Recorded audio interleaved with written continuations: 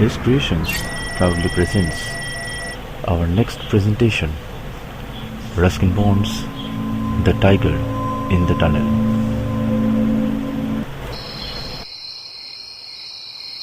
Tembu, the boy, opened his eyes in the dark and wondered if his father was ready to leave the hut on his nightly errand. There was no moon that night, and the deathly stillness of the surrounding jungle was broken only occasionally by the shrill cry of the cicada. Sometimes from far off came the hollow hammering of a woodpecker carried along on the faint breeze, or the grunt of a wild boar could be heard as he dug up a favorite root. But these sounds were rare, and the silence of the forest always returned to swallow them up. Baldev, the watchman, was awake. He stretched himself, slowly unwinding the heavy shawl that covered him like a shroud. It was close on midnight, and the chill air made him shiver. The station, a small shack backed by heavy jungle, was a station in name only, for the trains only stopped there, if at all, for a few seconds before entering the deep cutting that led to the tunnel. Most trains only slowed down before taking the sharp curve before the cutting. Baldev was responsible for signaling whether or not the tunnel was clear of obstruction, and his hand-worked signal stood before the entrance. At night, it was his duty to see that the lamp was burning, and that the overland mail passed through safely. Father, shall I come too, Father? Asked Tembu sleepily, still lying huddled in the corner of the hut. No, it is cold tonight. Do not get up. Tembu, who was 12, did not always sleep with his father at the station, for he had also to help in the home where his mother and small sister were usually alone. They lived in a small tribal village on the outskirts of the forest, about 3 miles from the station. Their small rice fields did not provide them with more than a bare living, and Baldev considered himself lucky to have got the job of Khalasi at the small wayside signal stop. Still drowsy, Baldev grasped his lamp in the darkness, then fumbled about in search of matches. When he had produced a light, he left the hut, closed the door behind him, and set all along the permanent way. Tembu had fallen asleep again. Baldev wondered whether the lamp on the signal post was still alight. Gathering his shawl closer about him, he stumbled on sometimes along the rails, sometimes along the ballast. He longed to get back to the warm corner in the hut. The airiness of the place was increased by the neighboring hills, which overhung the main line threateningly. On entering the cutting with its sheer rock walls towering high above the rails, Baldev could not help thinking about the wild animals he might encounter. He had heard many tales of the famous tunnel tiger, a man-eater who was supposed to frequent the spot. But he hardly believed these stories, for since his arrival at this place a month ago, he had not seen or even heard a tiger. There had, of course, been panthers, and only a few days ago the villagers had killed one with their spears and axes. Baldev had occasionally heard the saving of the panther calling to its mate, but they had not come near the tunnel or shade. Baldev walked confidently, for, being a tribal himself, he was used to the jungle and its ways. Like his forefathers, he carried a small axe, fragile to look at, but deadly when in use.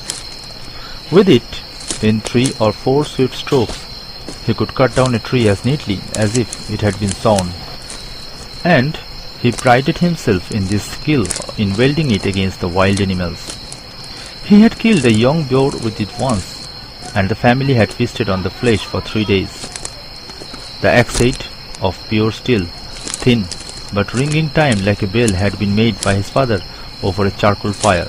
This axe was part of himself, and wherever he went, be it to the local market 7 miles away or to a tribal dance, the axe was always in his hand. Occasionally, an official who had come to the station had offered him good money for the weapon, but Baldev had no intention of parting with it. The cutting curved sharply, and in the darkness the black entrance to the tunnel loomed up menacingly. The signal light was out. Baldev said to walk to haul the lamp down by its chain. If the oil had finished, he would have to return to the hut for more. The mail train was due in 5 minutes. Once more he fumbled for his matches. Then suddenly he stood still and listened. The frightened cry of a barking deer, followed by a crashing sound in the undergrowth, made Baldev hurry. There was still little oil in the lamp, and after an instant's hesitation, he lit the lamp again and hoisted it back into position. Having done this, he walked quickly down the tunnel, swinging his own lamp, so that the shadows leaped up and down the soot-stained walls, and having made sure that the line was clear, he returned to the entrance and sat down to wait for the mail train. The train was late. Sitting huddled up, almost dozing, he soon forgot his surroundings and began to nod.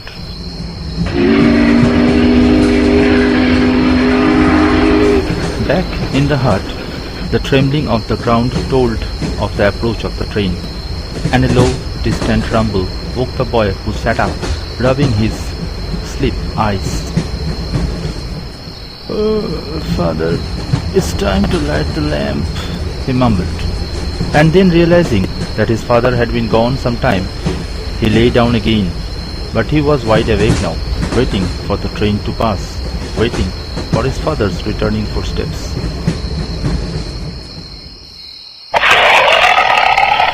A low grunt resounded from the top of the cutting.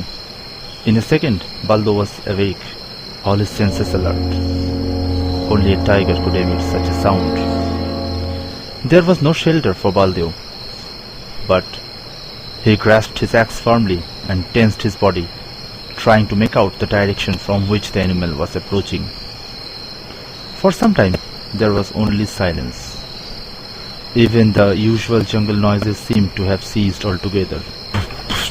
Then a thump and the rattle of small stones announced that the tiger pad sprung into the cutting.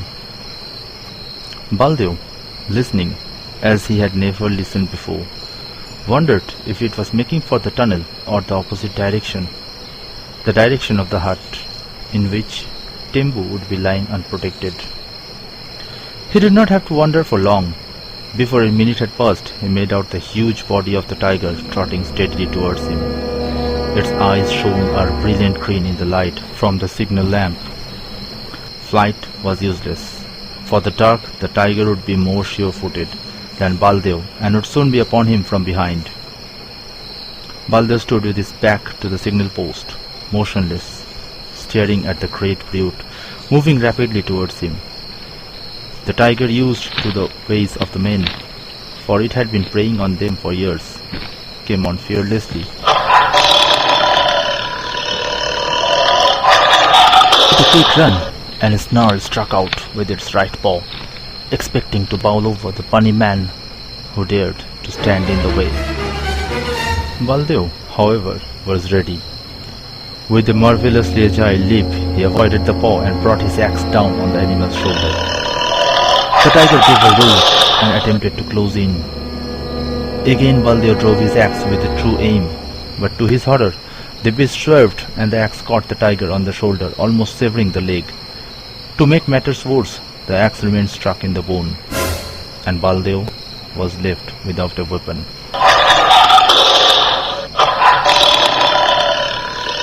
The tiger, roaring with pain, now sprang upon Baldev, bringing him down and then tearing at his broken body.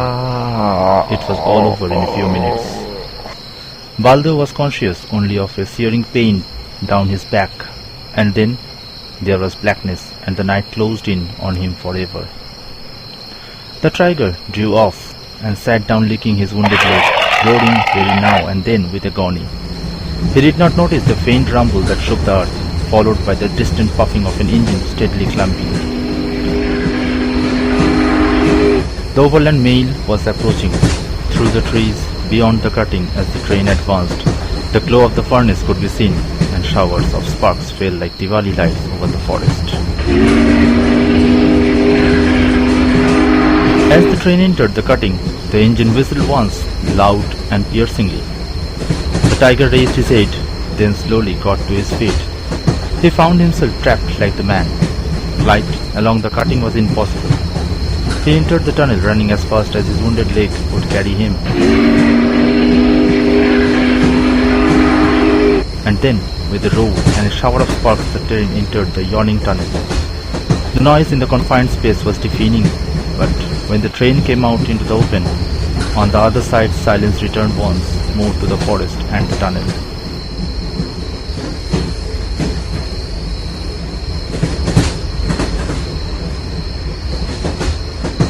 At the next station, the driver slowed down and stopped his train to water the engine. He got down to stretch his legs and decided to examine the headlamps. He received the surprise of his life. For just above the cowcatcher lay the major portion of the tiger, cut in half by the engine.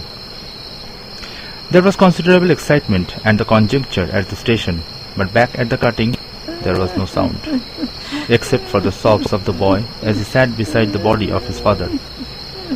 He sat there for a long time, unafraid of the darkness, guarding the body from jackals and hyenas until the first faint light of dawn brought with it the arrival of the relief watchman.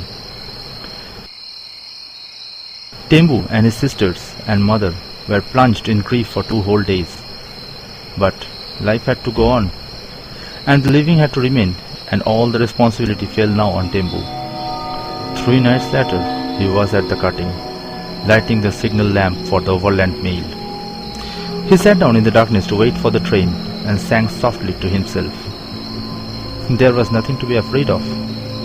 His father had killed the tiger. The forest guards were pleased, and besides, he had the axe with him, his father's axe, and he knew how to use it.